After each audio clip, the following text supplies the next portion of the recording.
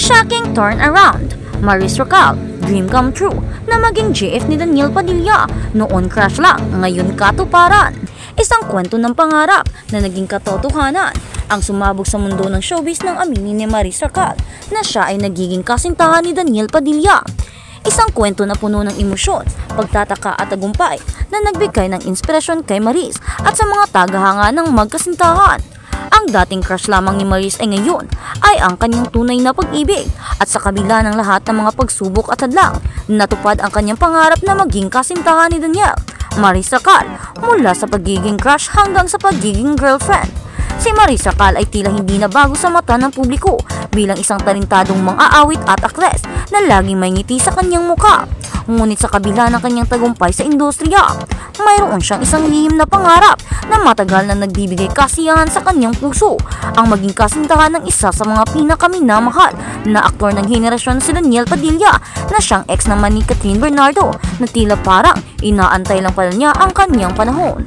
Ayon kay Maris, noon ang tingin ko kay Daniel ay parang crush lang, parang imposible, pero ngayon siya na ang katuparan ng aking pangarap.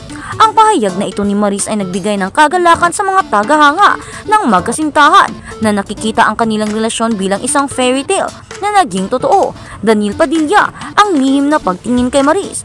Bagamat maraming nagsasabi na si Maris ay may matagal ng paghanga kay Daniel, hindi rin nagpahuli ang aktor. Ayon sa mga malalapit sa kanila, si Daniel ay may matagal ng pagmamahal kay Maris. Ngunit tulad ng ibang relasyon, nagsimula muna silang magkaibigan at natutunan nilang pahalagahan ang bawat isa. Ang kanilang pagkakaibigan ay naging mas malalim at sa paglipas ng panahon, ang mga maliliit na hakbang ay naging mas malaking desisyon na nagbibigay daan sa kanilang relasyon.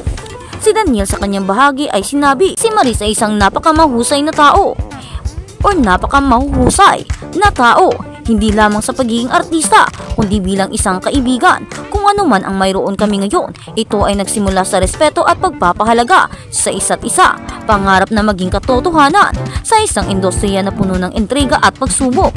Ang relasyon ni Maris at Daniel ay isang paalala na ang mga pangarap ay maaaring maging totoo. Ngunit kailangan ng oras, sakripisyo at tamang pagkakataon. Ang pagiging magkasintahan ng dalawa ay hindi nangyari agad-agad. Ngunit sa pagbuo ng tiwala at suporta, natutunan nilang yakapin at mahalin ang isa't isa. Sa buhay, hindi lahat ng bagay ay madali. Pero sa kanya ko natutunan na maghintay at magtiwala sa tamang tao.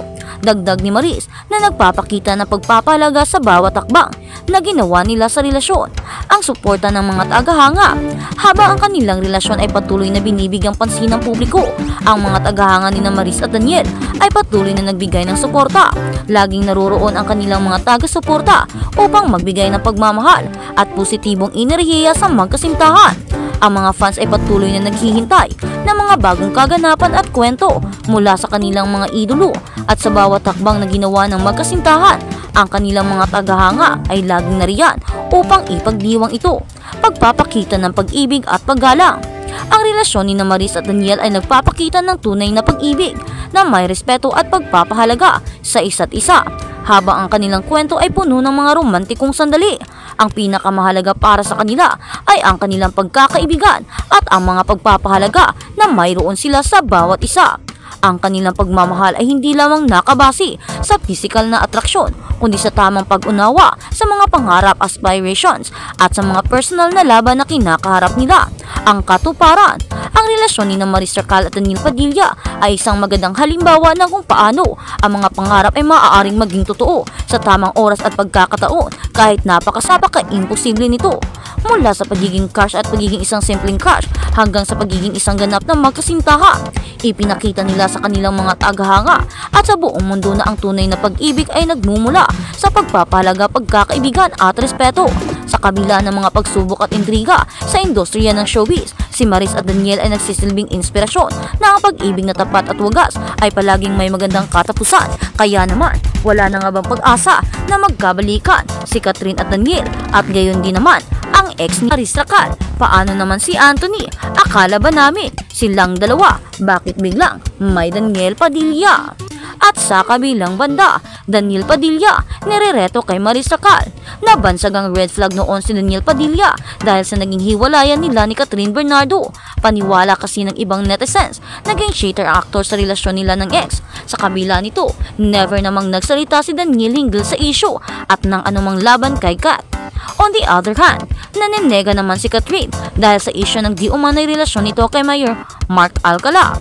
Marami kasi ang tumutol sa umunay bagong inspirasyon ng aktres, lalo pat never naman itong nagsettle sa sino man sa past relationships nito. Sa ngayon, ang mga nagiging issue noon kay DJ ay nabubura na at na masasabing pwede na lang niyang ipagkibit balikat in his own little way. Napatunayan din niyang pwede pa ring umarangkada ang kanyang karera outside of the Katniel tandem. Prueba rito ang tagumpay ng kanyang seryeng Incognito kung saan napuri ang kanyang pagganap bilang Andres Malvar. Buong puso rin itong tinanggap ng balana. Positive vibes din ang hatid ng kanyang pagkapanalo ng Outstanding Asian Star Award sa mga nakaraang Soul Awards at nakaraang International Drama Awards 2025. Para sa nasabing action serye, sa isang panayam makikita mong nagmelo at nagmature na rin ang aktor dahil mas naging spiritual ito pagkatapos na dumaan sa matinding pagsubok at bugbugin ng kalitwan ng kontrobersya at mga judgment. Meanwhile, napansin naman ng Quebecers ang chemistry nila ni Maris nang kumalat ang banding nila habang nagpo-promote ng kanilang serye noon. Sa inang observes, bagay raw ang dalawa kaya naman hindi magkamayaw ang mga nagsiship sa dalawa. Ito ang ilan sa kanilang mga komento. They look nice together. They are both so talented. I'm sure it would be a hit. May chemistry sina Maris at Daniel. Sana magka-project silang dalawa. Pariha naman silang single. Bagay sila, may common sa kanila. Wala ng Katniel. Pwede naman silang dalawa. Rooting for their tandem. At sa kabilang balita, Daniel Padilla inamin ang pagkawala ng kanyang pakiramdam bago tinanggap ang lead role sa Incognito. Nang hindi masyadong malalim ang pagsisiyasat sa mga detalye, inamin ni Daniel Padilla na sa una ay nag-aalangan siyang tanggapin ang alok na gumanap bilang Andres Malvar sa action drama na Incognito. Ibinunyag ni Daniel Padilla sa finale mediacon ng Incognito na dumaan siya sa isang mahirap na panahon sa kanyang buhay bago siya sumali sa cast. Ang kanyang mga pahayag ay dumating pagkatapos ibinahagi ng kanyang co-star na si Maris Racal na ang nagiging bahagi ng action drama ay nagligtas sa kanyang buhay. Alam nating lahat kung gaano ako nag-aalinlangan bago ako nagsimula at tanggapin ito o magsimula. Noong panahong iyon nasa punto ako ng aking buhay kung saan ang aking mga iniisip ay napakagulo at ako ay labis na nalilito, sabi niya. Hindi ibinunyag ng actor-singer ang dahilan kung bakit siya nawala ng pakiramdam noon. Gayunpaman ipinalabas ang drama 2 taon pagkatapos ng kanyang breakup sa longtime girlfriend at on-screen partner na si Catherine Bernardo, kasunod ng 12-year romance. I think Maris Racal is right that this is the best decision I've ever made in my whole life. Wow, ang dami kong natutunan at naranasan. Napakaraming paglago. Maraming salamat Panginoon. Napakagaling niya, aniya. Habang nakatatang ipalabas ang huling episode ng Incognito, idinagdag ni Daniel Padilla na ang makita ang suporta mula sa mga tagahanga